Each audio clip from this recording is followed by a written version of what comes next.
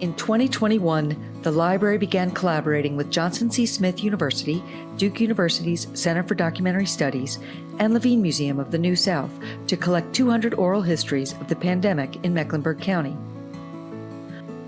We asked people to share their stories through video, art, photography, and writing so that future researchers and descendants of the storytellers could hear firsthand what it was like.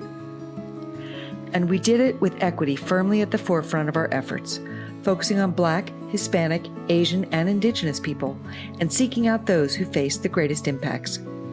Nearly 50 partners strengthened the project, some gathering interviews themselves, and others extending us trust by connecting us with their valuable community members. You know, what we're hearing and what we're discovering through these interviews has just been a great experience.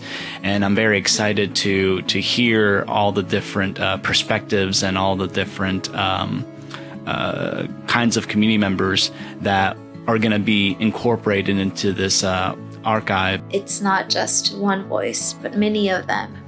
And with the community's support, we have collected nearly 350 stories, including many of yours. It was just a scary time, and I think a lot of people, including myself, have some kind of trauma with it, even if you didn't lose someone. A lot of hand sanitizer. Yeah. A lot of hand sanitizer. So we're all taking precautions, and then like cancer hit again. But we watched the George Floyd cases or the George Floyd incident unfold, and we saw like the Ahmaud Arbery incident unfold. And for me, it was difficult because I was, for the first time, the mother of a Black son. Well, I think it's, if the world is going to end tomorrow, me staying at home with a mask on or whatever it is not going to stop that process. However, if somebody is home and they don't have any food, then they may, in other words, it was sort of a question about, it was a question about what was morally right over safety.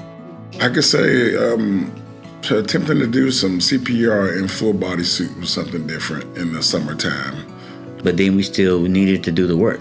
And the work was connecting people to resources during the COVID, because, you know, that was a time when people were really, really struggling, you know, because the movement, you know, people couldn't move around, especially in communities that we serve. I tapped into my inner self. I tapped into self-care. I tapped into my inner work. But I was able to lean on my family and stuff. It's like we went through things together.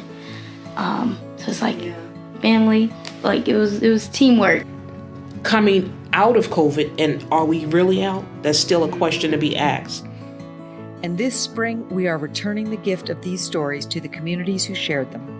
We are hosting traveling exhibits to bring these voices to every corner of Mecklenburg County, and artist Abel Jackson will create a permanent mural commemorating the project on the wall of Lion Services.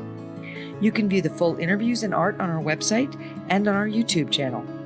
And we hope to see you on May 16th at 6 p.m. at Discovery Place, where artists, musicians, and the project team will celebrate the remarkable achievement of our Mecklenburg County neighbors who endured, suffered, and sometimes thrived in the pandemic.